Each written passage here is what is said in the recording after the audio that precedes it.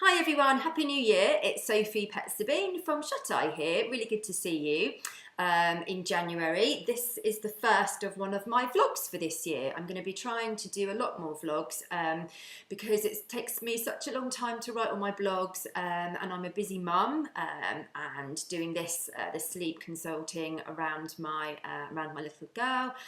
So yeah, I'm going to try and do some more video blogs for you because it means that I can hopefully get up some more content much more frequently for you. So this is my first one of 2016 and it's going to be on trying to get things back on track in January. So we're probably doing that with food and exercise. Sorry, that's the clock just spinning around.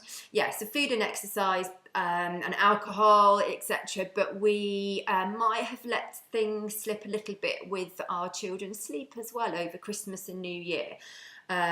So for those of you that didn't read my Christmas survival guide and are struggling a little bit now because maybe your little ones were going to bed a bit later than usual over Christmas and New Year, or they weren't napping as much as they usually would, and now you're finding that they're either going to bed too late or they're fighting bedtime because they're not tired, or they're waking up earlier in the morning, or you're experiencing night wakings as well, which are all really, really common things. So my tips today are just to help you along with that, to get yourself back on track. So tip number one is make sleep a priority. Now this sounds really obvious, but you know, I just want to be really quite specific here. When I talk about making sleep a priority and you've got to get your little one back on track, if you can just clear everything else as much as possible from your diary and from their diary as well, and really focus on getting them back into a great routine. So try and have your weekends as free as possible, so you haven't got too many things arranged like swimming or groups or meeting up with friends and family.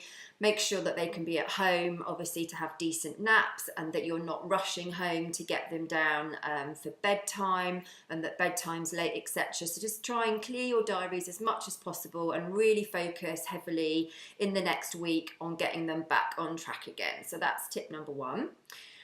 Tip number two are naps. Obviously, I just mentioned those, but naps are super important. Now, for the younger children, obviously those babies and youngsters, toddlers that are still taking naps, you might have found that over Christmas and New Year, they skipped naps because it was too exciting, or you were visiting friends and family, or maybe that their naps weren't as long as what they usually were, so they weren't as restorative. That over time would have compounded and just made them a little bit tired.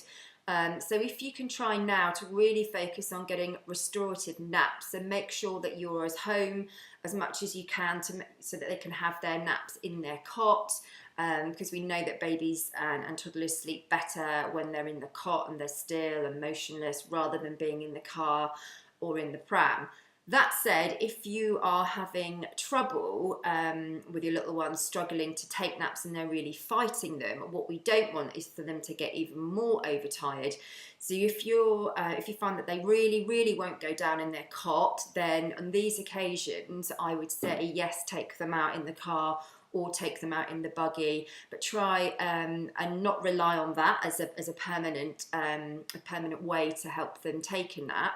But just as a temporary measure, and really try for them to get the longest sleep that they can in whatever method you choose. So if it's in the pram, obviously get them off to sleep, but maybe try and keep them, you know, still in the pram for quite a while, so that they're having a nice restorative sleep and it's still. So yeah, number two tip is to prioritise naps.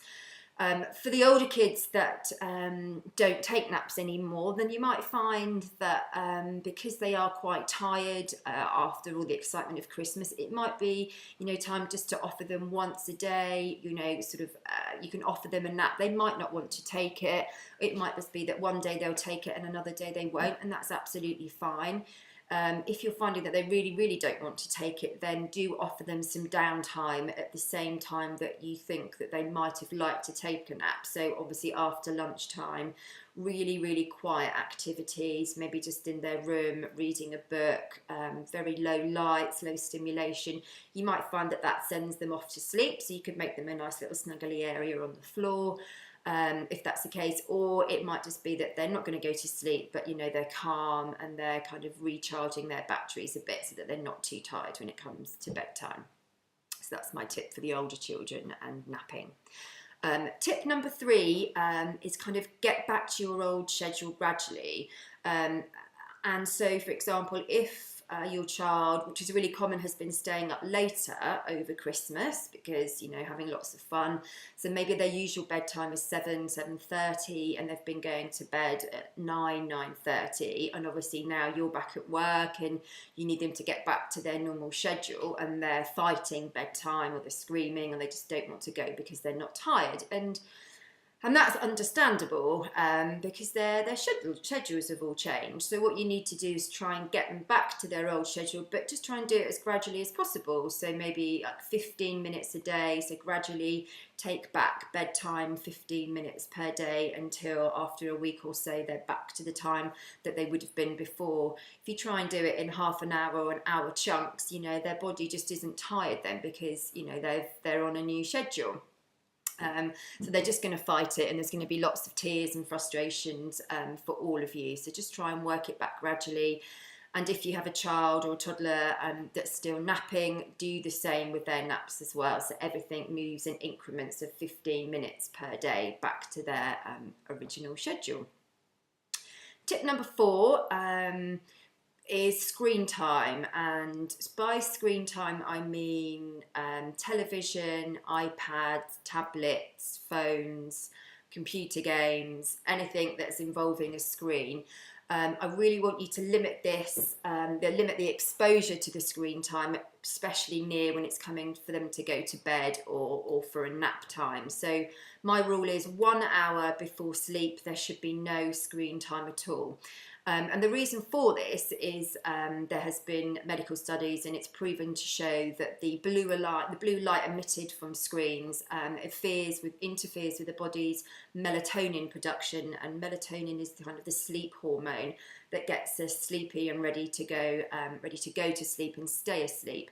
And if that's interfered with, it can either stop us going to sleep because it interferes with that, or it can mean that we wake up in the night as well. So it's really, really important that any exposure to tablets or anything like that is limited, and it's not there in the 1 hour up to bedtime. And that might be quite difficult, I know, especially for older children, especially if they've got lots of new toys, computer games, tablets over Christmas and they want to play with them.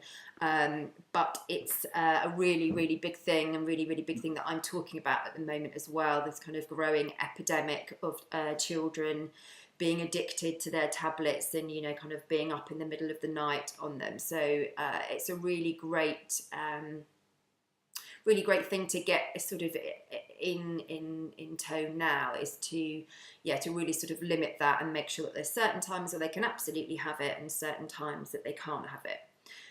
Yeah, so it's really, I feel that it's really important that we have a limit on the amount of times and the times when our children can use their tablets.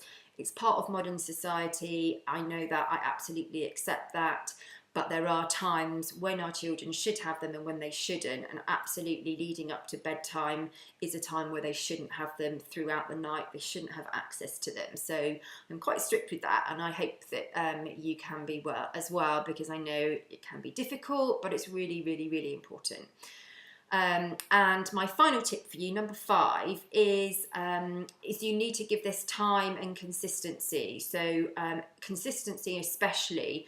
Get back to that new routine, prioritise sleep, as I say, and make it all about sleep and about getting them back to the routine that they had before Christmas and New Year. So the same thing, you know, same bedtime routine, the same routine before nap, prioritising naps in the same place, always in the same cot. Try not to be at other people's houses if you can for the next week. You know, limit visitors coming to your house. Anything that's kind of going to disrupt or excite, you know, your child as well. Just, you know, have some calm activities and events going on, but just make sure that you're home in time for bedtime or nap time, and that it's not rushed, because you really want to let your child wind down from their activities and go into a nice sleep, because that's when it's going to be the most restorative. So if you can let go of any activities that are coming up this week and this weekend. That's going to be really important. It's not forever. You know, it took them a couple of weeks to get into the bad habits or whatever, you know, you're experiencing now. So expect them to take about, you know, 2 weeks to come out of it the other side. So it will happen. It definitely will happen. With consistency, it will happen a lot quicker. So if you can be, you know, as I say, clear the diary, provide some consistency and prioritise that sleep, they will be back to their old routine as quickly as is likely, or quickly as you would like, really. So they are my top tips for you. As I say, Happy New Year. I'm going to be doing some more video blogs.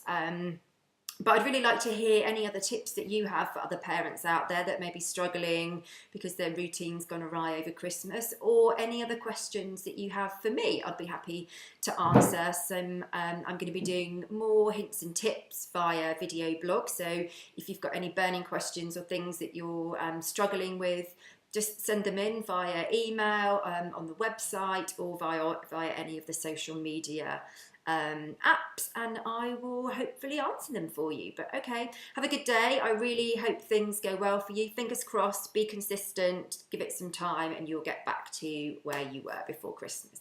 All right, take care. Bye.